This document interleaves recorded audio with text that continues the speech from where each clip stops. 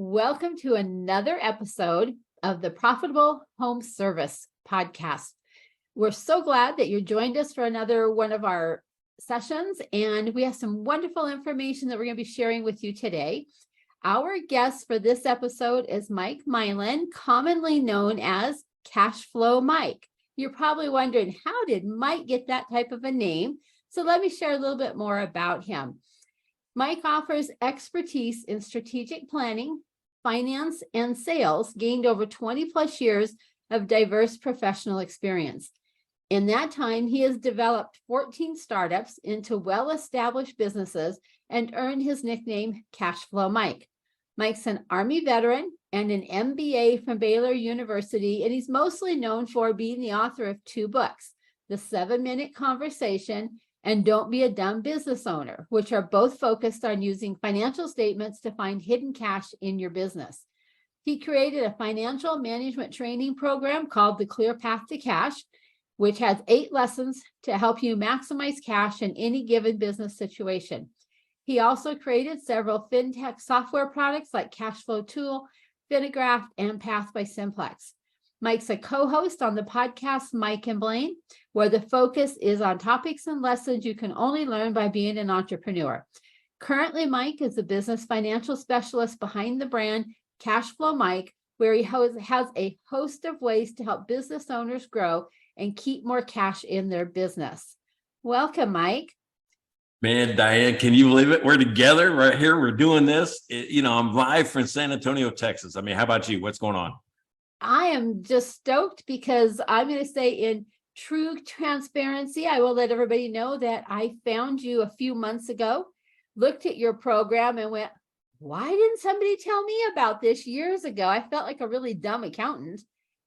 Immediately signed up for your program and have now come through it and got my final exam and certification all done this last weekend and ready to rock and roll and share this information with my clients. So I just want people to know we do have a relationship. Yeah, don't feel bad about not knowing this years ago, right? Even though I was doing some training and some little stuff on the side, I did not start doing this full time until January 2023. So it's okay, right? You found me right up front. I mean, you're one of the first. Matter of fact, you're one of the first handful of people to earn what we call the Clear Path to Cash professional designation, which is this badge. I'll be sending yours out actually after this podcast. I'm so excited because when I stumbled upon your information, I went, this is the missing piece.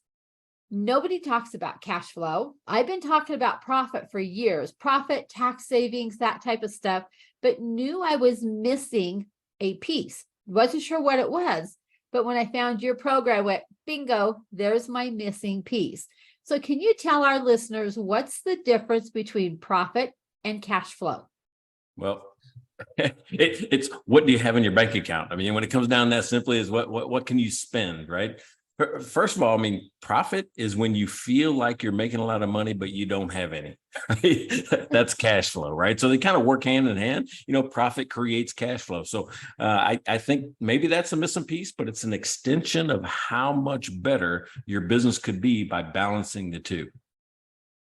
And coming from my world of being a profit planning strategist, people always ask me, well, my P&L shows that I made, let's just say $250,000 profit this year, but my bank account's only got $85,000 in it. Where is the money? And we have to try to explain to them what happened to the cash flow piece, which was the difference between their P&L and their balance sheet. Yeah. You know what we call that? Accrual accounting, right? It's so cruel. It makes you think you have money and you don't. It does. And it gives a lot of false impressions on where that money really is. Yeah. I mean, it happens to all of us, right? I mean, there's a concept called the financial gap, right? And that's the timing of when you recognize when the revenue came in, when you made the sale versus the time when actual money hit your bank account. And sometimes we look at one a little bit more heavily than the other. We kind of grade ourselves on how much sales and how much profit we make. Well, we're not looking at the other side as, with the same type or level of curiosity. I'll just say that you're not really curious about it until it's too late. Well, I see this a lot in the home service businesses that I work with, especially if they're doing insurance work. They get job approval. They may or may not get a deposit up front, depending on what the policy or whatever says on the insurance contract. But then they wait. Sometimes they wait. They're lucky if they only wait 30 days. I've seen a lot of them wait 60, 75, sometimes 90 days before they get paid on an insurance job, versus my residential home service businesses where they show up at Mike's house. He's got a job to do, whips out his credit card and pays for it right there on the spot. And Right. so those who are doing insurance work and commercial work, they have to wait for their money. And that can be pretty hard because those employees aren't going to say, oh yeah, I'll wait till you get paid. You can pay me then. They need to be paid now. Yeah, right. So, and I haven't run a home services business, but I've ran a hotel staffing company, and it's the same problem. It's the same challenge. What I mean by that is I would put workers, my employees to work, and we'll say the Marriott, and they would work all week. And at the end of the week, I'd send an invoice. Then they go back to work the next week, and then they get paid, right? Like every 2 weeks, I'm making payroll. But it took Marriott almost 60 to 90 days to make that first payment. So think about how many payrolls I had to cover. If you want to know how I got the nickname Cash Flow Mike, it was telling that story about how I actually had to go into my own pocket, into my savings, into my house, the equity of my house, into credit cards, just to make sure everybody got paid until I could figure out how do I balance the two. And that's when a banker told me about that financial gap. And that's an amazing concept, one that very few people talk about. They just say, you made the sale, hooray, hooray, next. And they don't think about that time period between making the sale and getting paid. And meanwhile, what has to be paid in between? Maybe your subs have to be paid in between, as well as your employees. Yeah, and we always look at things in silos, right? Which is, everybody thinks the answer is just get paid faster. Just ask people to pay you more or faster. Well, sometimes that's not the issue, or not the solution. You can't get an insurance company to cut it that much more faster.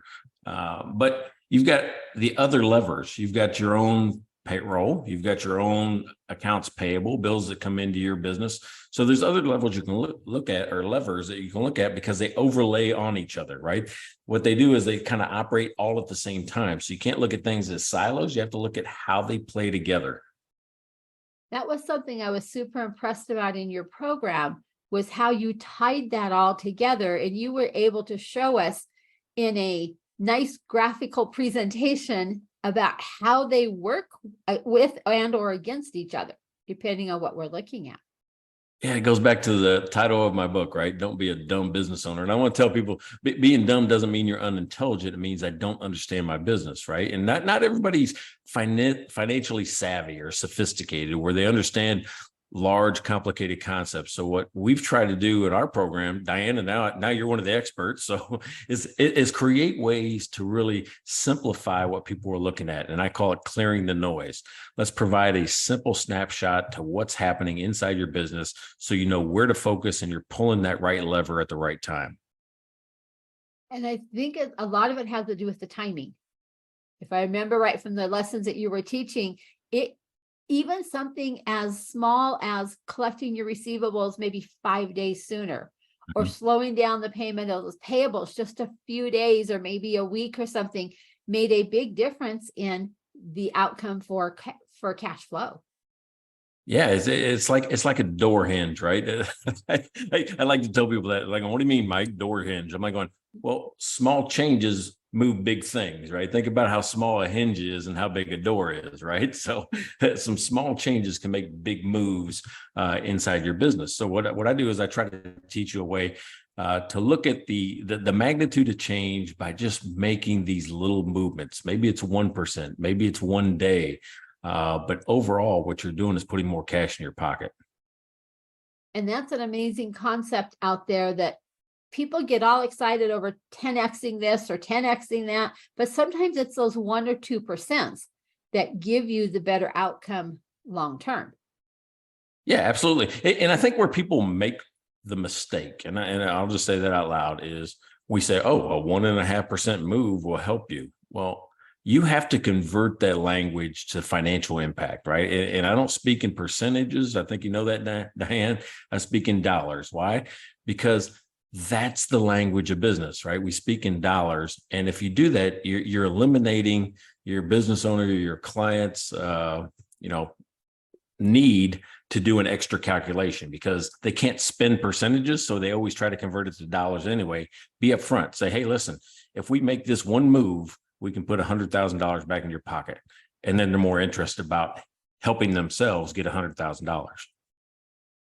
That was something I was very impressed with your program. You were able to show people how in sometimes just one or two moves that you could put hundreds of thousands of dollars back in your business, where it seems like most coaches have this long drawn out process that you've got to do 15 things before you see an outcome. But the way you laid out your program, it was so simple, just a couple simple moves. Yeah, it's like name that tune for your business. I can fix your business in 3 moves. And then Diane says, well, I can fix it in 2. But really what we're doing is we're just showing people because they're busy, right? You get so busy in your business with thousands of things happening each day, right? Between your customers, your employees, learning how to market, you got everything, automation, now AI. There's so many distractions that you want to get what I call bite-sized consumable chunks of information when you're in an advisory position to say, hey, let's try this 1 or 2 things that make a bigger impact. And what my program does is help show you where the 1 or 2 things are so you can make the biggest impact with the least amount of moves. And I love that concept. And I know during the program, you shared a lot of different stories about working with different types of home service businesses. Can you think of any that come to the top of your mind right now? Yeah. All right. So actually, the guy that built my pool, right? The guy that built my pool in the back, landscape contractor though, but he did the whole works. I mean, from the landscape to the sprinkler system to the actual pool itself and all the structures around it. So for me, his was a unique challenge in cash flow. He always seemed like he was behind the curve, even though he was collecting half up front. He always seemed like he was waiting for more money, right? He's always behind. He even told me the other day he was still behind. I'm like going, you just did work for Cash Flow Mike. I can help. But what I found out with him is that he was stretching his limit to capacity, which means normally when I look at service providers, you need to add a layer of management about every 3 jobs, right? 3 is about all one person can manage at one point in time without becoming overworked, and they lose track of things like not giving me an invoice or, forgetting to do a couple things and having to come back 2 or 3 or 4 times, right? Just because you lose track of the small details, which actually end up costing you a lot of money in warranty work or in the lack of bad invoices or the bad invoicing. For him, it was 3, right? Because that's just what happened at 3 jobs. And then you make the customer mad because you spend a half day at my business or my house, and then you go over to somebody else's house in the afternoon, and then you don't come back the next day because you got a third person you're trying to make happy as well. So it seems like you're always juggling these jobs and you're just always behind the 8 ball. So I think that third job is kind of the limiting factor for most contractors. I mean, what do you think? You see it a lot. I see them, depending on what type of a service they're providing, somewhere in that 3+. Yeah. And they definitely start needing some help to keep everything straight and a very good communication system. Yeah, absolutely. Absolutely. Another one, I mean, most of your clients probably don't have inventory though, right? Is it Up until COVID, they only carried a little bit on their trucks and in their vans. COVID caused them to order because they had it on hand. I'm thinking by now supply chain issues have come back around to where they were pretty much pre-COVID. And so we're no longer carrying the inventory that they were for that short period of time. Yeah. So, I mean, that's just it. They're not used to carrying inventory. So when they have it, they don't realize that that's actual cash sitting there. Right. And we get into the habit where if I sell 2, I just replace 2. They don't look at, do I really need 2 to begin with? So one of the things we talked about in our program, Diane, was, how much should I have? How much should I carry? And most service contractors have a little bit that they have so they can make just on the spot, corrections, or they can make on the spot little additions to their jobs and charge the customer instantly without having to make another run to Home Depot or somewhere else. So what we try to teach is a concept called, par level or base level inventory. What's the right amount to have on your truck?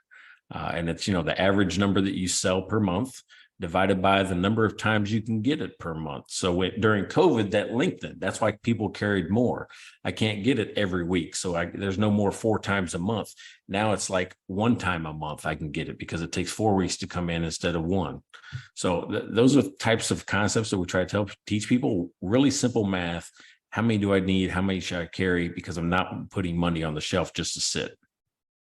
I remember one of my coaching clients, as we were working through one of the templates that I do in my program, it was all about excess job materials and sent them outside to actually walk around and look around their place of business.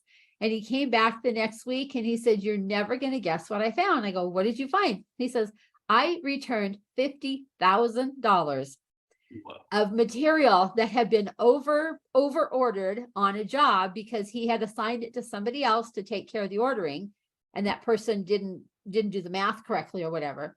And so he was so happy. He went down to his supplier and they actually cut him a check. They didn't make him use it up in, credits to be used going forward. And he was so happy when he put that money back in his bank account. He said, "I had no idea that was sitting in the backpack there." And so that was just such an eye-opening thought for him to actually physically walk out there and take a look at what's sitting there. Yeah, it's like winning the lottery, right? Yes. I got a client right now, does waterproofing, foundation repair type stuff, right? And he's like going, "I don't normally have inventory." And I said, "Well, when was the last time you counted it?" He goes, "Oh, we don't count it. We just kind of guess. I got about $50,000 back there." Well, he was only about $126,000 too short. Right? Meaning when we looked at, when we actually went and counted it, he had almost $170,000 worth of stuff sitting there, which changed his whole world about the way he thought about money sitting on the shelf. Yes. Yes. That is money just going stagnant, especially Yeah. if it's sitting out there in the weather. In your area, you've got the sun beating down on it. In my area, we may have the sun, we may have rain, snow, ice on it. And pretty soon it's worth nothing. That's right. Because the weather has damaged it. And they didn't even realize that money was leaking out in profit and in cash flow. Well, some people don't realize that when they run their inventory down, it actually improves your cash flow, right? Because you're not taking money out of the business to replace it. Just, hey, run it down. Maybe you don't need 10. Maybe you just can get by with 4. Well, those 6 that you would have reordered, now you keep that money in the company, right? So it actually improves your cash flow by reducing your inventory. And I think people don't even realize that what a strong correlation there is between cash flow and inventory. Yeah. Absolutely. Well, I mean, it's just not that. I mean, because some people go, "Well, I'm a service company." Well, I always say, you got an inventory of hours, right? An inventory of hours of people that, their payroll, that doesn't stop. It just keeps coming. But what you have to do is be able to manage it. If you're not getting paid hour for hour, right, and you have a job that's paid by the job, you have to manage payroll dollars super tightly, right? Which is, how many hours do I think? And some people are guessing. Like I had a client just guessed, like going, "Oh, it takes us about 8 hours to do that." We audited his guess, right? It's 3 people on a crew. It's supposed to take 8 hours to install this one pier into the ground. And it ended up taking 12 man hours, right? So he was automatically bidding 4 hours short on every single pier that he installed. And most of the jobs he did had 20 or 30 piers. So think about that, 4 hours over 40 different piers. It's a huge cut to your payroll or to your profit, because you have to pay the payroll. You can't get by without, and you don't get paid extra for it. Well, something I see with my home service coaching clients is they don't always stop and factor in the benefits and stuff that those employees receive. By the time you pick up their health insurance, their retirement, the payroll taxes, the workers' comp, the unproductive time, that's a silent killer out there, is if you've got unproductive time on that tech person. And all of those, when you add all that in, you've usually almost doubled the rate of what you're actually paying that person. And that could be a silent killer in your cash flow and your profit as well. Oh, great point. Great point. I always tell people, hey, you can only plan for about 75 to 80% of a person's time. So if there's 2,080 hours in a year, you're only going to get about 1,800 hours out of that person. So you have to account for how are you going to get paid, for those extra, 200 hours or so. The other thing is, I've got an electrical contracting client over in Memphis who started doing some work with the union, right? He got a larger government contract that required some union type, agreements that he hadn't done before. Well, at first he was eating the per diem and the lodging and those type of things. He wasn't building that into the bid. So, he learned real fast that that's a huge cut to your bottom line. There's just so many of what I call silent killers to your profit and your cash flow. These little things that you don't always stop and think about. It's like the bill just gets paid and you don't stop and think about what is that doing to the overall profit of your job, which ultimately then affects your bottom line cash flow. Yeah. And one of the other silent killers that I've talked about in the past is mismatched financing, right? Because that's buying something like an asset, like a truck or like, anything else you need for your business that you can depreciate, that you should be using long-term debt if you don't have cash. If you use your line of credit, if you use your credit card, you're paying too much interest. The silent killer is it sucks cash out of your company in the form of interest payments because you're just making the payment every month, right? You're not realizing that it's 15, 16, 20% interest when you could have got by with a 7% loan. Yeah, that's another big one that I see fairly often is they forget about how much that's really costing. They're just making that monthly payment and not realizing that there's other choices out there. And they can go back and do something about it. Put that cash back in the company. Yeah, I would have everybody look at what they've bought, at least in the last 3 to 4 years, because bankers tell me that 60% of small businesses out there today are mismatch financed. Wow. I didn't realize it was that high. Yeah, because nobody ever walks out the door and says, I'm going to finance my company today, right? They just do it. Right. It's just one of those things where, like, it happened to me where I actually had a cooler go out in one of my restaurants. It's bad when brown goo leaks out from underneath the cooler all over the floor and you're like, oh, it's dead. So what you have to do is just fix it. And with a compressor on a large bottle cooler, you might as well just buy a new one instead of try to fix it. So I go to the restaurant supply store and I pop down the credit card saying, I need a 12-foot cooler. They go get it from the back. They put it in the back of my truck. We take it back to the restaurant, save the day, right? Don't think twice about it until the accountant goes, hey, we're going to depreciate that cooler. I'm like, what? I bought it with a credit card and you're going to appreciate it because we know that the rule is the life of the asset should match the length of the loan, right? So that's one of the things you can learn from this podcast today is if you buy something, that the length of the loan that you buy it with should match the term that you're going to depreciate it over. So you can depreciate it for 5 years, get a term loan for 5 years. That way, when depreciation ends, so do your payment, and you can just replace it at that point in time. There's so many little silent killers we've been talking about today. I love this. Hey, speaking of, all right, so here's a stat that I don't think I've told anybody in our group before is that there's 50,000 business bankruptcies a year, roughly, right? 50,000. 35% of those have net profit. Whoa. Think about that, right? They're filing bankruptcy, but can't pay their bills, right? And making money at the same time. This is the exact problem you and I have been talking about is I make money on paper, but don't have enough money to pay my bills. So what we're trying to do is solve this problem. One of the things I'm trying to do is eliminate cash flow as a reason that businesses fail, right? And that's what we're talking about is focus on what matters, and that's cash. I remember in my early years of running my accounting firm, I wasn't smart enough at that time to be tough on collecting cash. And so people would pay me, but they'd pay me whenever they felt like it. And I remember one client, he had a lawn maintenance type store. And so he ended up paying me in weed eaters and hedge trimmers and stuff like that because he couldn't pay my bill. And I'm thinking, oh, I sure learned a lot since then, since those early days of just trying to keep the bills paid. Hey, you're not the only one. You can't see them, but right here to my left are two signed Salvador Dali prints, right? Signed by Salvador Dali. The only reason I have those is somebody couldn't pay their bill. That's the only reason. So I know that, but I'd rather have the cash than those. But those turned out pretty nice. Yeah. But if you've done it and if I've done it, how many of our home service businesses have done that? Oh, easy.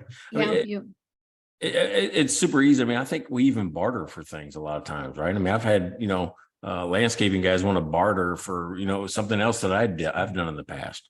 Even if it's just training, I say, hey, listen, I'll do this to your back fence if you just let me have access to the clear bath to cash. Done. I'd probably give it to you for free and paid you. But if you want to barter, I'll do that. So just sometimes I don't think that we realize the need to protect that cash flow. Maybe we're too quick to trade or barter or let somebody take their time paying us or whatever the story might be. But those are things that ultimately affect our bottom line cash flow. Can't make payroll with a painting or with some lawn equipment. Exactly right. And there's other people who think, well, I don't have a cash flow receivables problem. I get paid, right there at the register. Well, there still might be a small gap, which means you're waiting 3 to 4 days even before the credit card money hits your bank account, right? So you still got to, it's not as big a problem as maybe Marriott that waits 90 days, but it's still a big problem that could evolve into, I can't pay a bill or I can't make payroll because these credit card receipts haven't hit yet. So many areas for a entrepreneur, small business owner to be thinking about. And I think for the most of us, we went into business because we're good at something. I was good at accounting. I was good at tax returns. Didn't mean I knew how to run a business. I do now, but I didn't then.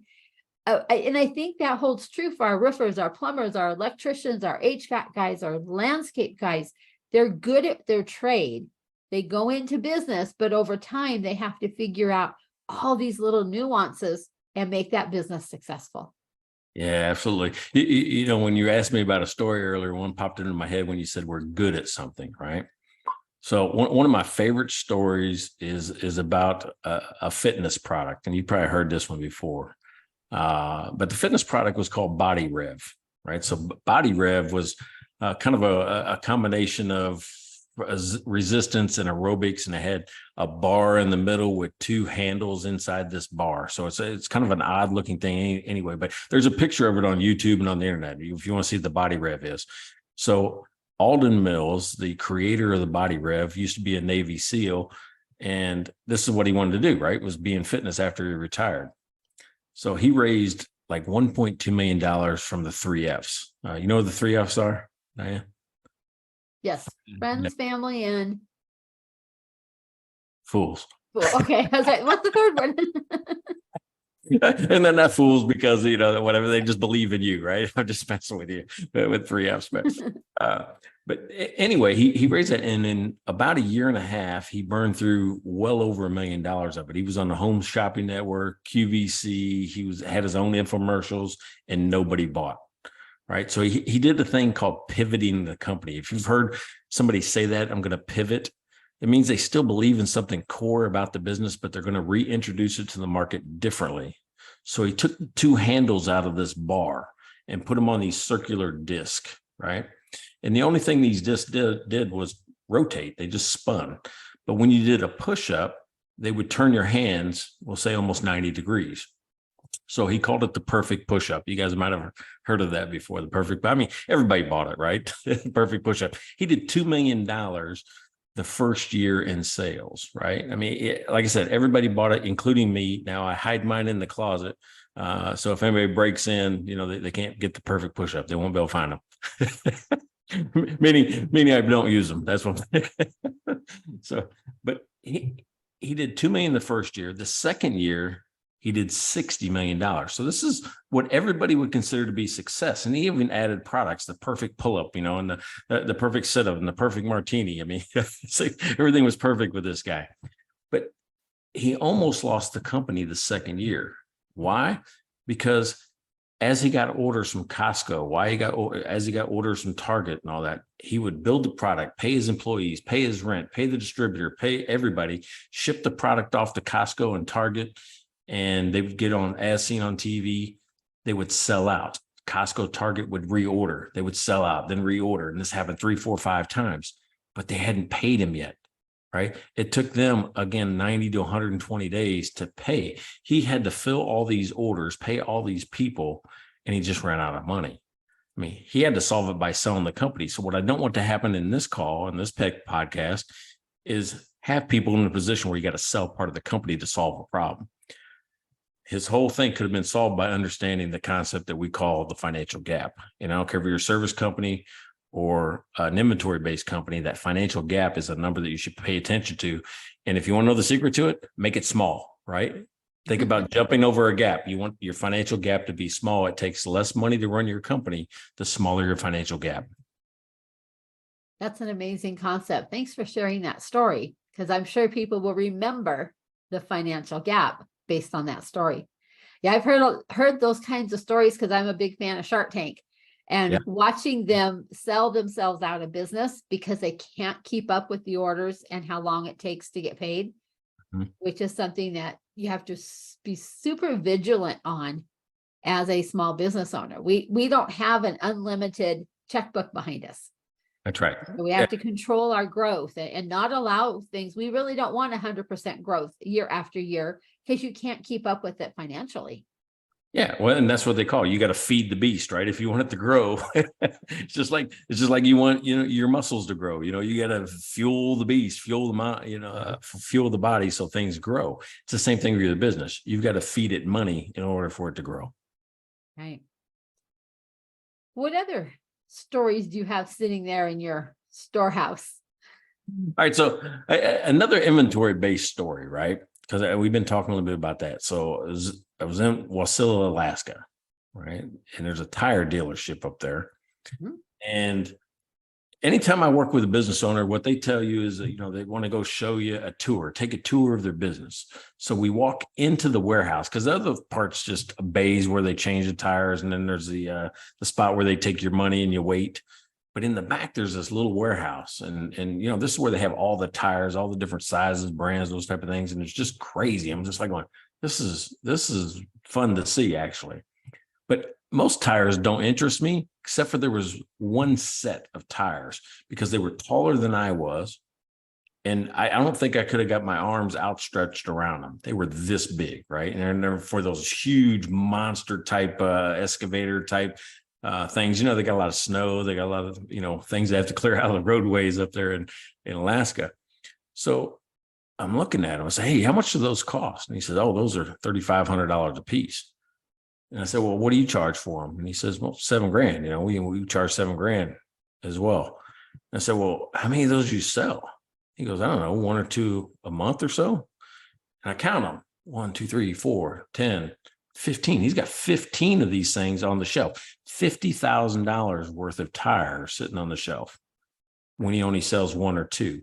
I said, well, how long does it take you to get them? He says, well, it takes me 2 to 3 weeks. So he can get them, almost twice a month, right? That he can get these things. So he should be holding 1 or 2 of these, not 15, which means he could put $30,000 to $40,000 back into his pocket just by not reordering. And I don't know if you know about tires sitting, but they got this oil in the rubber that if you exercise it keeps it pliable. It keeps it, working well. If they sit too long, they get brittle. They get, they get kind of worn out and they get crackly and dry. So my advice is to really look, if you have inventory, really look and see what you're going through because you want that to move fast. You think about anything like that, moves fast, right? Gap is small, inventory moves fast, which means it doesn't sit there. So let me ask you this question, Diane. How can you tell if inventory is too old? What's an easy way? Besides all the dust that's on it. There you go. Just blow on it, right?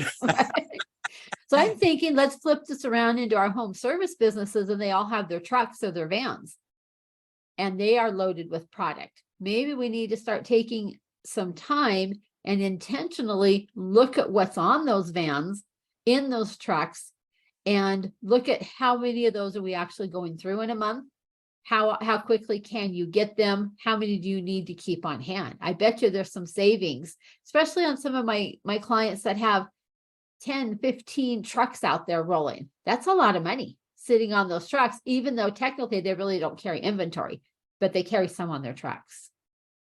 Yeah, I look at it like like restaurants, right? Think about people go, oh, that's an inventory of food. Well, it has to move fast. You can't just have it sit there forever and ever. So, but most people in the home services businesses, I believe, just don't want to take the time, right? Oh, it's just too much stuff. I don't want to count that. And I'm not talking about counting every single screw that's in a bin, right? It's not about that. It's about maybe a box. If you got 3 boxes sitting there, maybe you just count the boxes because they're 15, 20 bucks a piece.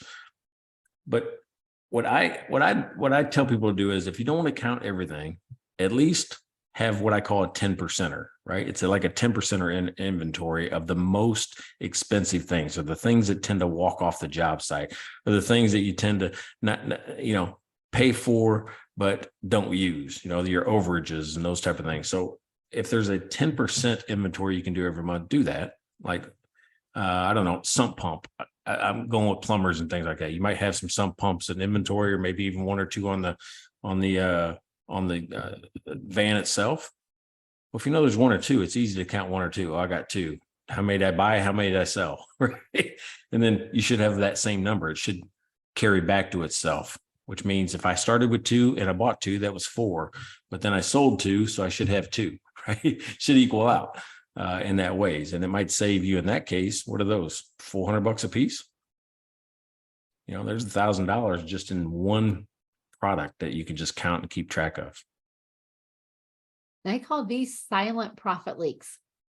They Yeah. just tend to just kind of ooze out of your company. You don't even know they left because you're so busy putting out a fire somewhere else, or you're so busy getting that next job and getting your crew ready to roll, that you're not thinking about these little silent profit leaks. Yeah, absolutely. Absolutely. So what about, we were talking back on inventory, or not inventory, payroll, right? And we talked about administrative time. So are there some ways that because I think I know another way outside of just the percentage of how to account for administrative time, or how much time somebody should have productive? What are some things you've thought about in the past? Well, I use this wonderful program called a labor burden calculator program. Yeah. And we dig in there, and we actually are able to go back in and look at some timesheets and account for the weekly team meetings, account for holidays, vacation, chat time in between employees, unnecessary runs to parts houses, you name it. There is a lot of unproductive time out there that is not included in a bid for a job, or in the pricing book for a job. Yes, travel time sometimes, right? Travel time, yes, it may or may not be. I'll share a quick story from one of my coaching clients. It was an electrical contractor. In this case, a husband-wife team. He ran the crews, kept him going and stuff. She worked in the home office, did all the traditional office, billing and answered the phone and booked the calls and stuff. Well, he got a really bad case of the flu. And ended up, he was too sick to go in to get the guys going on a Monday morning. She goes, "That's okay, honey. I'll run in and I'll just, give me your list and I'll get the guys rolling." So she shows up at the shop at, I think, like 7:30 in the morning, and the guys start rolling in, and she's watching them as there's a box of donuts spread around. They're all having donuts and coffee and chit-chatting and stuff. And a half an hour later, they start leaving. So 7:38, but they all clocked in at 7:30. Mm-hmm. And then she gets a call from one of the guys and says, I need such and such a part. I'm going to run over the parts house and get it. And she goes, "No, I'll go get it for you. That's okay." And so she kept him on the job, and she ran over the parts house and got it. She goes, "I went in the parts house and there was about 15 other guys standing in there waiting for a part, eating popcorn, drinking coffee, chit-chatting." She goes, "How many times have my guys done that?" And I didn't even have a clue on it. And so we were able to calculate kind of an average there.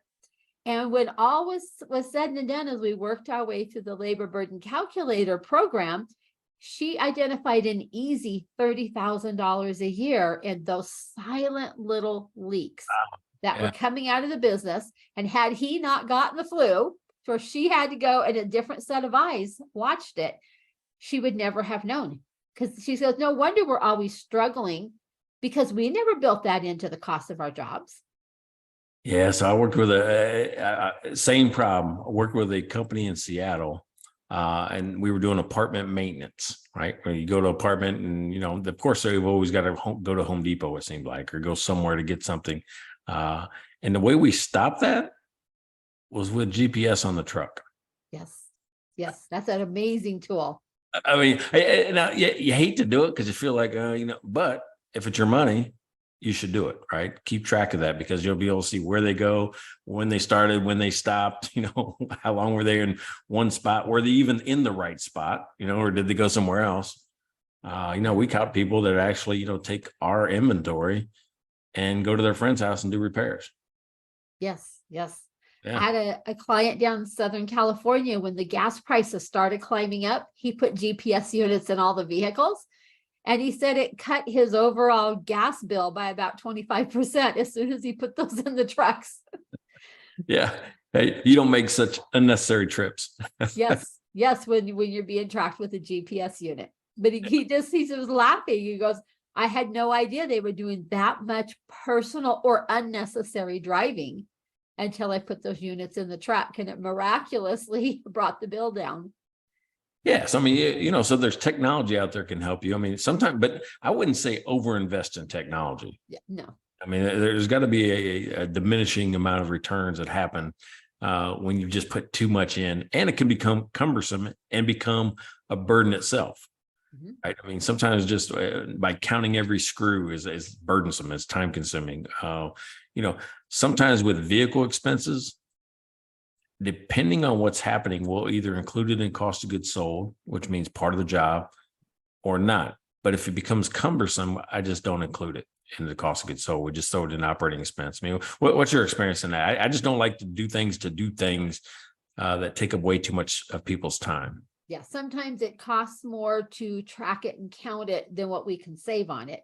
Right. But other times it's a no-brainer, like making sure we've got a better handle on the actual labor costs, and making sure we've got a really strong handle on the job materials and some of those types of items, that our cost of goods is an accurate number, or as accurate as we can get it in a reasonable manner. All right. So here's what I always ask myself on what goes into cost of goods sold, right? And it comes down to what's a fixed cost and what's a variable cost. And this is something that's confusing for a lot of people, because they're like, oh, well, it's variable because it's sometimes this and it's sometimes that. And I say, well, that doesn't make it variable, because the amount varies. What makes it variable is, did I have to pay it? Did I owe it?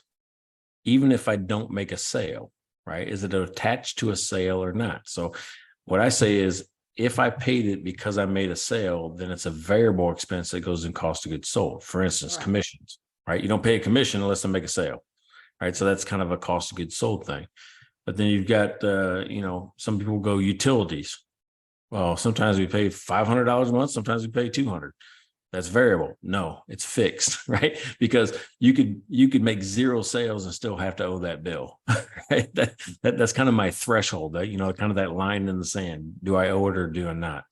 You got different, explanation for that? No, I use a very similar one. Yeah. Can we trace it back to the job?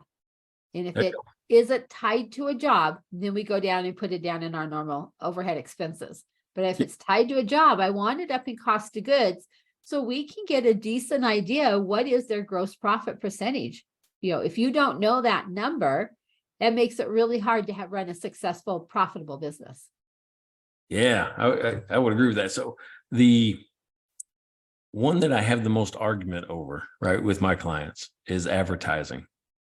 It's like, if we didn't advertise, we wouldn't have got that job. I said, well, let me ask you this. If you would have got 0 jobs off your advertising, which, by the way, I have in the past, which is a horrible feeling, do I still owe for the advertising? The answer is yeah, right? The radio station or Facebook or whatever isn't going to let you get by saying, oh, that was a bad campaign, you don't have to pay. So I still owe for advertising. It's a fixed cost, right? Correct. Yes, it's a fixed cost. Yeah, I don't ever put that up in cost of goods. No, but you have to use it to see what is an effective advertising medium, right? And, I had a client that we went through all of them because he had like 15 different places, from radio to there's like a home advisor site or something like that, Angie's List. He had all these different places, and we narrowed it down to about 6 that were actually producing, and it saved him $9,000 a month. Wow. Yeah, just by analyzing every one of them, where's the leads really coming from, and do they convert? Which means it isn't about just the number of leads, is it the right lead that actually buys your service? Correct. Well, Mike, I would say we have really given a lot of gems in this podcast interview. And I thank you so much for joining us and being so willing to share. I see you out there sharing constantly and giving away information and making yourself so available. And I want to say personally, I appreciate that, because givers are amazing people when we all work together. Well, I tell you, I can't believe it's over. I know. I mean, we're like, whoa. But I can tell you this, I am very grateful for you, the people you've introduced me to, including the folks going to listen to this podcast, and the whole group of folks that I've been really touched by over the last year since I started this business. So thank you very much. I can't be any more grateful than I feel right now. I mean, I just am. Thank you. You're very welcome. How can somebody find out more about Cashflow Mike? Man, it's so easy, right? Cashflowmike.com, right? That's where we can get everything. There's really 3 different ways to interact with me. I mean, probably for your clients, if they just want a little bit of coaching, if they just want a little bit to dip their toe in the water to see what, I teach from a cash flow perspective. First of all, you can now get it from Diane, right? She's just as qualified as I am right now. But if you want to know more about my programs, cashflowmike.com under services, I got a $59 a month half-hour coaching. It's a group coaching, but if you got a question, hey, it might be worth $59 for that month to come in and check it out. Well, thank you again, Mike. It's been an amazing discussion today. And I'm going to say that's a wrap for this episode of the Profitable Home Services Podcast. Remember, it's not how much money you make, it's how much you keep. We know that bottom line, profit and cash flow, is what fuels your business and will keep it moving forward. Go on over to Your Path to Profits book, where you can get a free digital copy of my book, Your Path to Profits, which shares 9 profit boosting tactics that will transform your service business. We're going to call that a wrap. Thank you and have a wonderful day. Thanks, Diane.